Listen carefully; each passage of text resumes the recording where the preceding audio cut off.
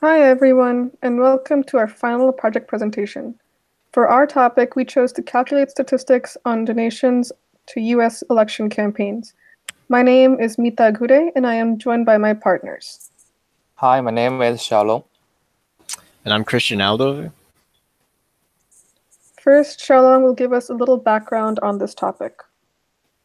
Hello, everyone. First, I want to talk a little about what this project is about and why it's so important. Campaign donations have come under increasing scrutiny over the past few years because of the abuses to the system that have come to light recently. For example, dark money, which we have begun hearing more about. Dark money is money donated to election campaigns that doesn't need or get to be reported in the candidate's FEC filings. One way to do this is a case of nonprofit corporations who are able to legally make issue advertisements endorsing or rejecting a candidate by the name as long as they do not tell their viewers to vote one way or another. In the 208 presidential elections, non-disclosed spending hit a record about 78.8 million.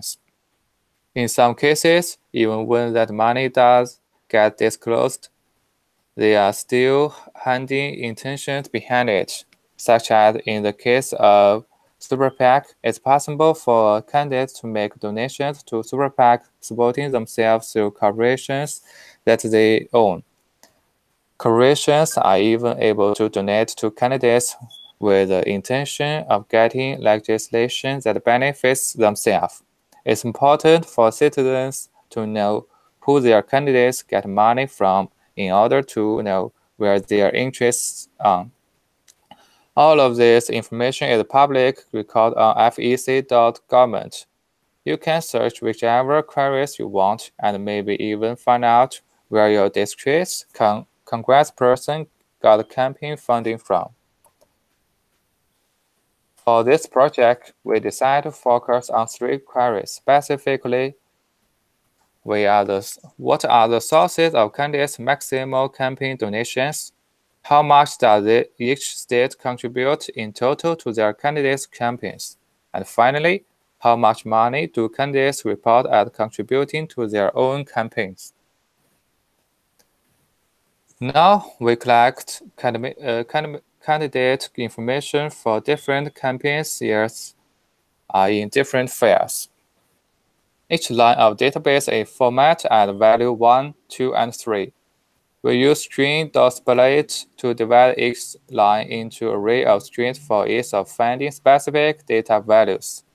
Why we choose MapReduce programming model?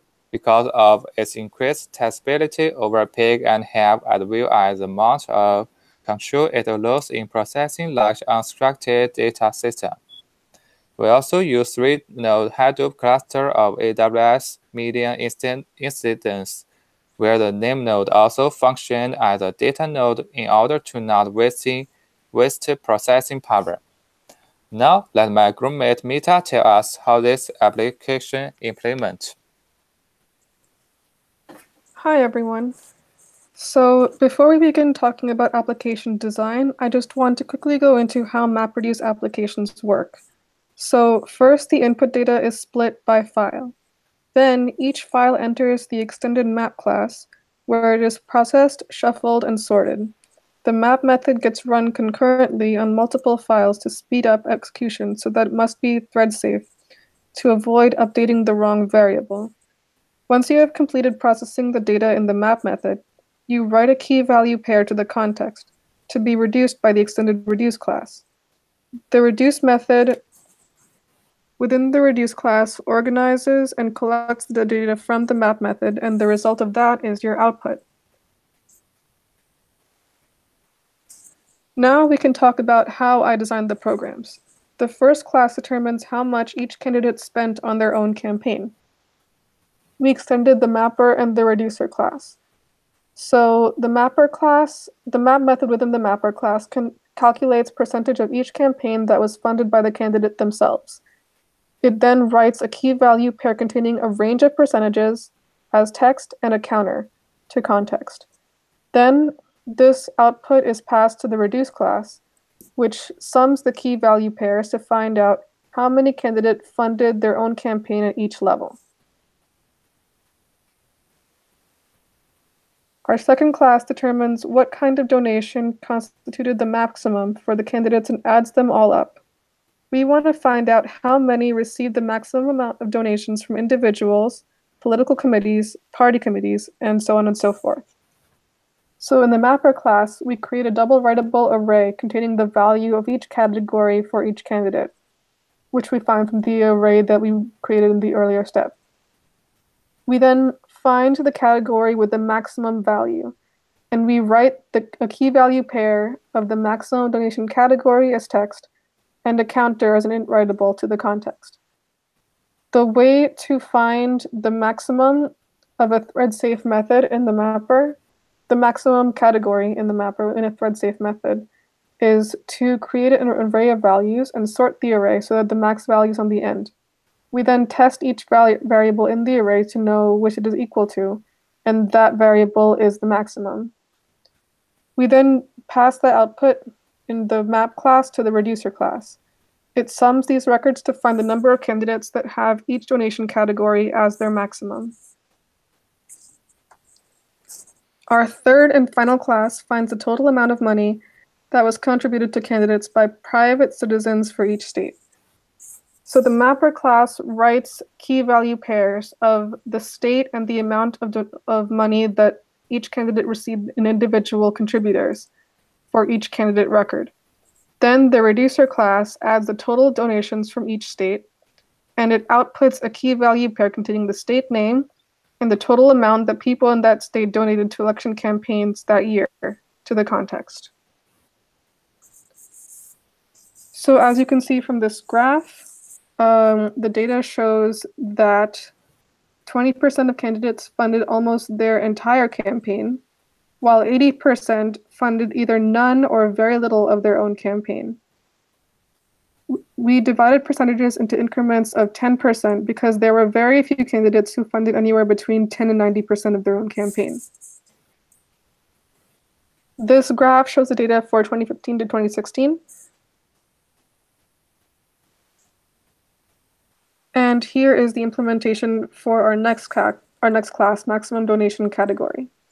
The majority of candidates were funded by individual donations, followed by party committee contributions, as the data shows. Comparatively less were funded by loans, political committees, or themselves, which is understandable because it's relatively easy to get money from individual donations than it is to present yourself to your party or political committee if you're a relatively unknown candidate. For this graph, detailing the amount that each state donated in individual contributions to candidates, I didn't count candidates from US territories to keep output simple. Then for every candidate, I created a key value pair of that candidate's state and how much they received in individual contributions, which was added up in the reduce phase. As you can see here, Florida had the most campaign contributions out of any state. And New Jersey is rather on the lower end of campaign contribution. This graph does not account for population size, which is probably this. It only accounts for total contribution from that state.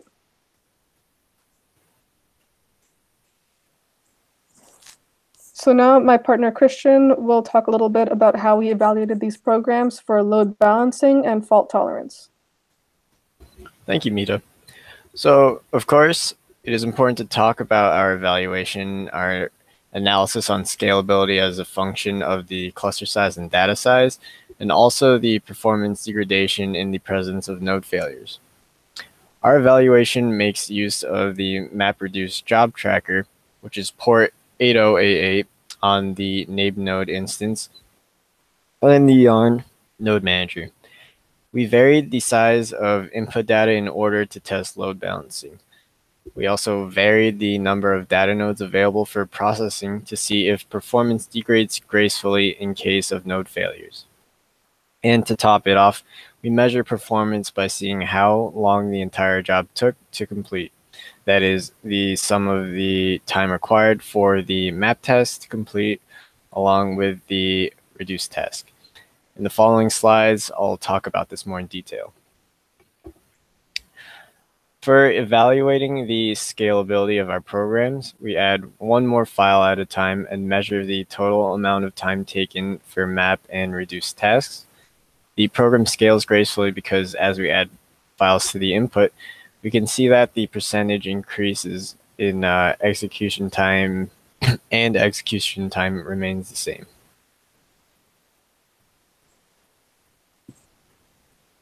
In order to evaluate fault tolerance of programs, we decommission one node at a time and measure the total amount of time required for each of the jobs to complete. We update dfs.replication in hdfs site.xml to reflect how many nodes that will be in the service. We also add the host names of data nodes to be excluded in user local Hadoop exclude to tell Yarn not to give these nodes any jobs. As you can see in the graph, each addition and subtraction of a node still lets the program run efficiently. Losing 25% of the processing power caused roughly 25% slowdown, and likewise 50% processing power loss caused a 50% slowdown. So therefore, we conclude that our applications will degrade gracefully in the case of node failures. So using our project application as an example, we can conclude the following. MapReduce allows us to process enormous distributed data sets with relative ease. Cloud computing gives us the resources to run extensive computations on multiple machines, which makes the process take less time. The relative simplicity of the MapReduce tools, along with its raw processing power, makes it a very powerful tool, and it's no wonder why MapReduce is growing so rapidly. This has been our project presentation. Thank you for listening, and we hope you enjoy your summer.